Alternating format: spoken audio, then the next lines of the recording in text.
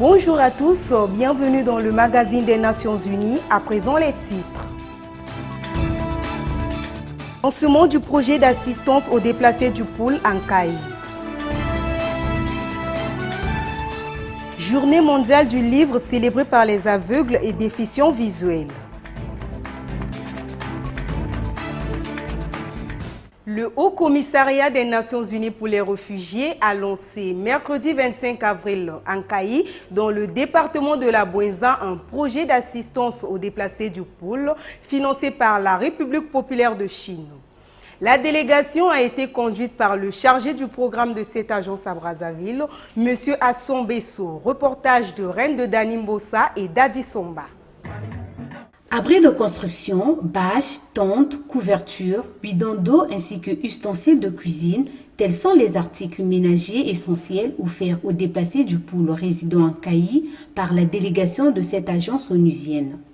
Financée à 3 millions de dollars américains, soit 1,5 milliard de francs CFA par le gouvernement chinois, l'aide apportée aux déplacés s'en suivra pendant plusieurs jours et couvrira d'autres sites car la ville de Caille compte en son sein 3006 déplacés à raison de 2114 ménages pour 50 000 abris et 20 000 articles ménagers, a déclaré Asson Besso, administrateur en charge du programme du HCR.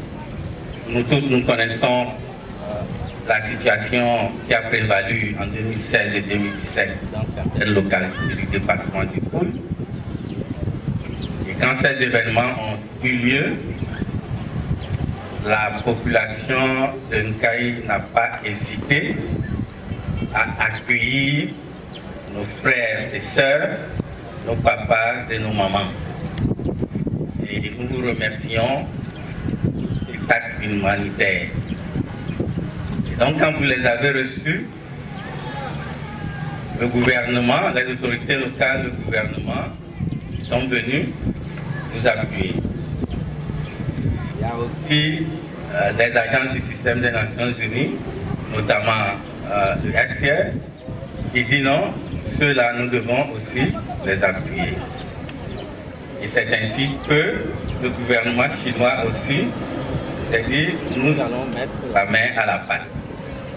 Et le Haut Commissariat des Nations Unies pour les réfugiés, HCR, a reçu un financement pour appuyer les populations déplacées avec des articles.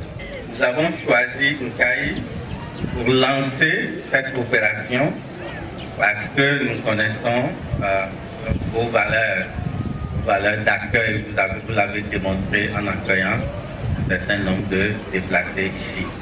La distribution va continuer dans d'autres localités. Par ailleurs, l'administrateur maire de l'arrondissement 1 Mouanantou, Jean-Claude Bamenguina, a loué cette action humanitaire qui s'est déroulée dans un élan de paix sur la place publique en disant: Le geste de ce jour en faveur des déplacés du pôle vient une fois de plus renforcer ces liens séculaires. Cet acte de cœur plein d'amour vient reconforter les populations congolaises dans leur foi et leur espérance d'aller ensemble plus loin avec le chef de l'État dans l'exécution de son programme de gouvernance, la marche vers le développement. Wilfried Camelo, président communal de ces déplacés, a également appuyé cette action.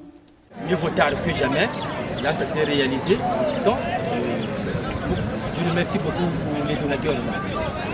Puis, bon, si je remercie aussi ceux qui nous ont reçus ici en Caille, la population de Caille et les autorités, vraiment qui nous ont bien reçus, puisque jusqu'à présent, comme on se comporte bien, et aussi, ils sont là aussi à nous aider. La réception du matériel et l'entame du processus de retour des familles déplacées dans leur milieu d'origine ont été fortement saluées par la population. Dans la liesse, femmes, hommes et jeunes déplacés ont entonné des chansons dans leur dialecte dont le refrain indiquait « Chérissons la paix pour retourner dans nos villages et aimons-nous les uns et les autres ».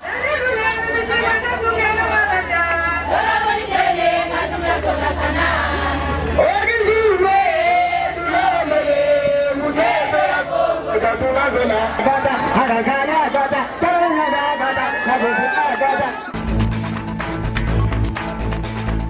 À l'initiative du Centre d'information des Nations Unies, environ 100 déficients visuels et aveugles se sont retrouvés pour marquer la Journée internationale du livre et du droit d'auteur, jeudi 26 avril, en présence de la conseillère de la culture et des arts du président de la République, de la conseillère aux affaires sociales du Premier ministre et de la représentante de l'UNESCO. Les détails dans ce reportage signé Malanda Ndongi et Grâce Jospin Opara. Deux communications ont été présentées à cette occasion. La première a porté sur l'accès des aveugles et déficients visuels aux livres et à la culture comme un droit fondamental de l'homme, cas du livre audio. Elle a été délivrée par le docteur Jean-Blaise Bilombo, pharmacien et écrivain devenu déficient visuel en 2011. Définissant le livre audio, l'orateur a dit qu'il s'agit de l'adaptation fidèle d'un texte ou livre publié au préalable. Moyen d'apprentissage pour tout public, le livre audio est vital et primordial pour les déficients visuels afin d'éviter l'analphabétisme, l'illettrisme et la pauvreté, a-t-il souligné. À cet égard, la responsabilité des pouvoirs publics a été interpellée. L'intérêt de la journée d'aujourd'hui singulièrement, c'est d'abord donner justement la parole aux personnes vivant avec handicap visuel. Le braille est un langage de communication qui passe par les signes tactiles et qui donne une autonomie d'écriture et de lecture aux déficients visuels. Au moment où on perd le sens de la vue et donc on ne peut plus voir les éléments, même quand vous avez un livre entre les mains, vous ne pouvez pas voir le contenu sans l'intermédiation d'une personne bienveillante. Maintenant, le livre audio donne une autonomie. Si le même contenu qui est sur livre papier passe sous la forme de livre sonore. La deuxième communication sur le culture braille comme moyen de communication a été présentée par M. Roston Christel Sita, journaliste de formation et chef de service au ministère des Affaires sociales, aveugle depuis l'âge de 12 ans. Le braille permet aux non-voyants et aux déficients visuels d'écrire et de lire par une calligraphie spécifique en relief sur du papier grâce au toucher. Par le braille, le déficient visuel peut accéder à la connaissance autrement que par l'audition. La connaissance du braille favorise la prise des notes. Ces communications ont suscité une interaction dynamique au point où les participants ont plaidé pour une plus grande intégration des déficients visuels et aveugles dans la société.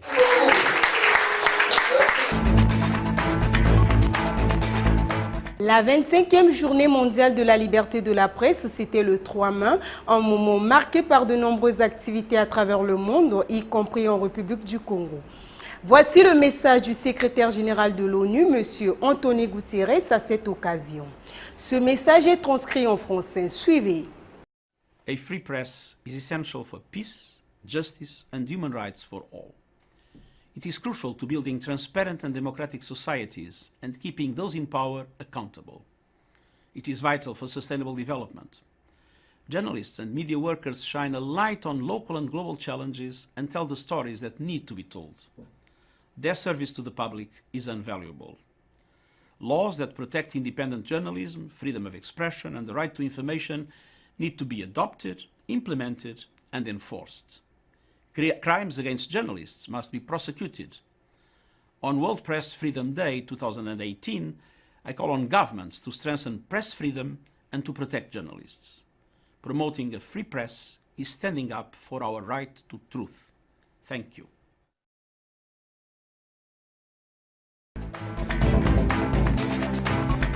Comme vous le constatez, chers téléspectateurs, nous sommes ici dans la salle de réunion du Programme des Nations Unies pour le développement où s'est tenue la cérémonie de signature du projet de la consolidation de la paix au Congo. Le document a été signé par le ministre haut commissaire à la réinsertion des ex-combattants, M. Eloge Landry-Kolela, le coordonnateur résident des Nations Unies, M. Anthony Kwaku Emengouama, la représentante de Fonds des Nations Unies pour la la population, Madame Barbara Laurenceau, et le représentant du HCR, Monsieur Kwame Sir Modeste. Suivez. Ce projet signé le 11 mai s'inscrit dans la suite logique des interventions de la consolidation de la paix dans le département du Poul, exécutées par 3 agences du système des Nations Unies, notamment le PNUD, l'UNFPA et le HCR. Il a été précédé par un déploiement des experts des agences onusiennes qui ont analysé la faisabilité et la conformité aux normes internationales du désarmement, de démobilisation et de réintégration en cours de finalisation en République du Congo. Il intervient à un moment où la situation humanitaire dans le Poul a fait l'objet d'un récent appel humanitaire et de relèvement précoce. Ce projet a pour but d'accompagner le Congo dans la mise en œuvre de la paix dans ce département, a affirmé le ministre haut-commissaire à la réinsertion des ex-combattants Éloge Landry Kolela. Ce fonds que nous venons d'acquérir est destiné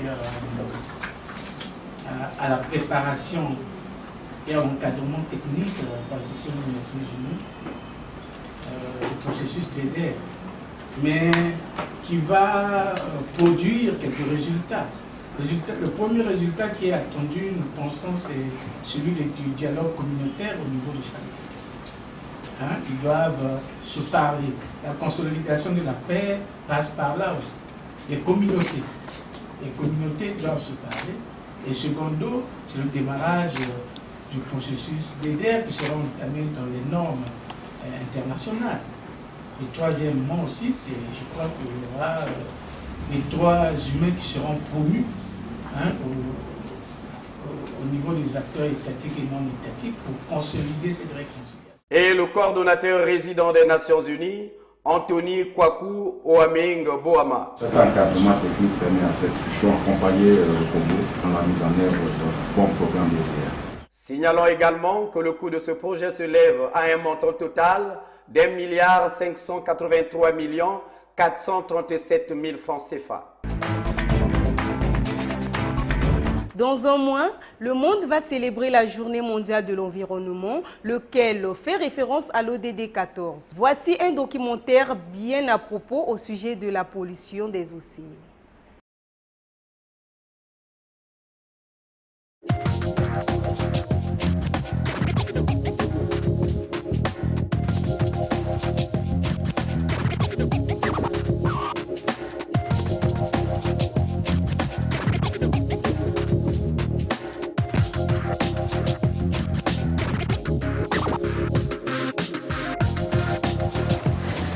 Le plastique est merveilleux parce qu'il est durable. Et il est terrible parce qu'il est durable.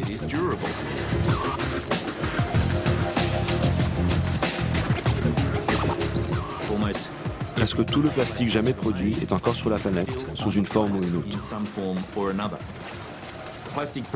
Cette année, dans le monde, la production de plastique dépassera les 300 millions de tonnes, dont la moitié sera utilisée une fois, puis jetée.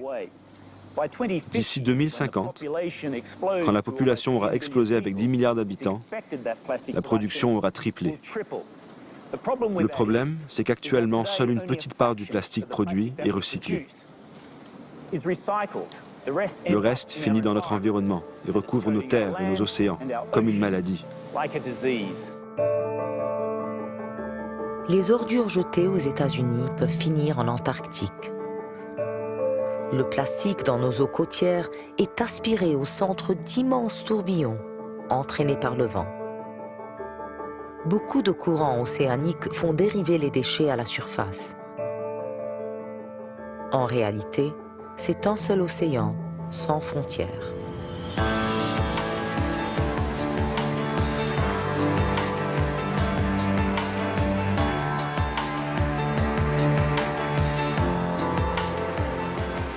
L'île Lord Howe est un site de patrimoine et abrite des oiseaux marins migrateurs comme le puffin. Les oiseaux marins sont très utiles car ils agissent comme une armée de scientifiques. Ils parcourent des milliers de kilomètres au-dessus de l'océan. Ils ramassent du plastique à la surface, le ramènent dans leur site de reproduction où ils le donnent à manger à leurs petits. Ceci donne énormément de données scientifiques sur son lieu de provenance, sa répartition et sa décomposition à la surface de l'océan. Le docteur Jennifer Lavers a consacré sa vie à l'étude de ce fléau pour les oiseaux.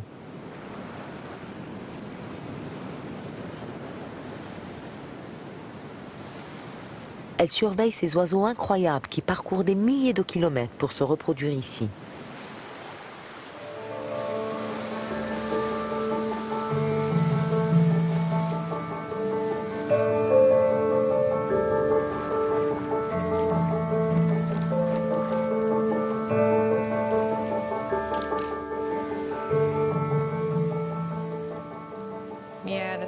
Oui, l'estomac est bien rempli.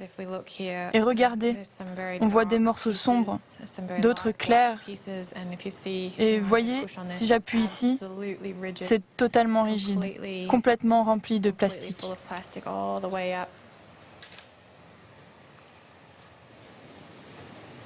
Oh, regardez ça. Sans aucun doute, cet oiseau est mort à cause du plastique. Il en a plein les intestins. C'est d'ailleurs assez alarmant. C'est affreux. Vous voyez, du plastique de toutes les formes et couleurs. On a du bleu, du rouge. Son estomac en est rempli, et des gros morceaux. De gros morceaux tranchants.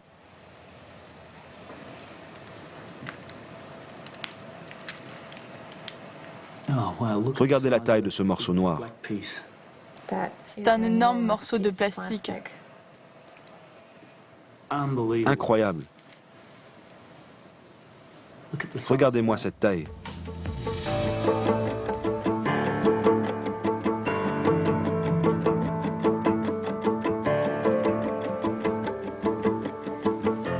Jen, j'ai compté 234 morceaux dans un seul oiseau. C'est un record? Malheureusement, on en est loin. Pour cette espèce, le record est de 276 bouts de plastique dans un oisillon de 90 jours. Et quand on a pesé tout ce plastique, il représentait 15% de la masse corporelle de l'oiseau. Une statistique effrayante. C'est encore pire si on le convertit chez l'humain.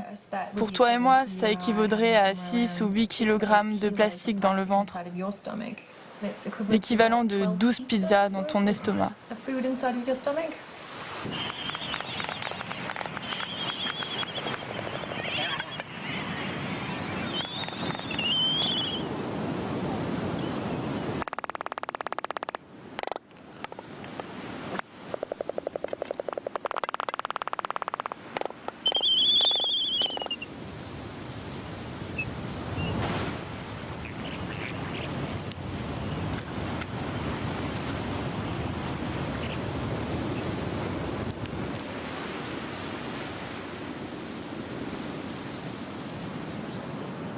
Ça fait beaucoup de plastique pour un petit oiseau.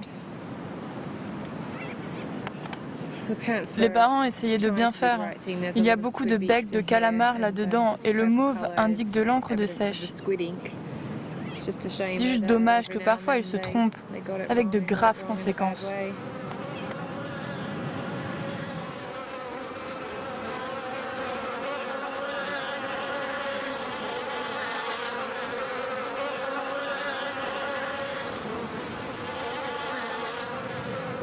C'est assez accablant. Je passe parfois des journées difficiles où en rentrant, je dois me demander de ce point où on en est, où allons-nous?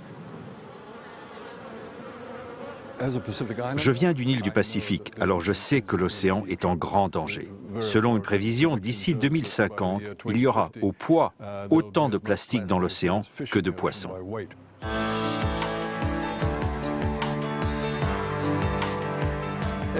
Tous les pays utilisent du plastique, mais il faut commencer à rationaliser cet usage. Il faut penser au recyclage, il faut arrêter d'utiliser les sacs plastiques qu'une fois. Les sacs pour les courses sont un bon exemple. Votre famille n'en a pas besoin. Emmenez plutôt un cabas et vous mettez vos courses dedans.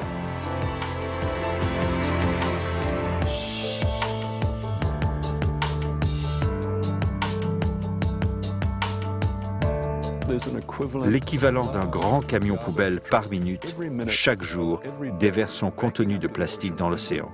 Il faut se regarder en face et se demander si on mérite vraiment ce magnifique océan qui nous a été confié.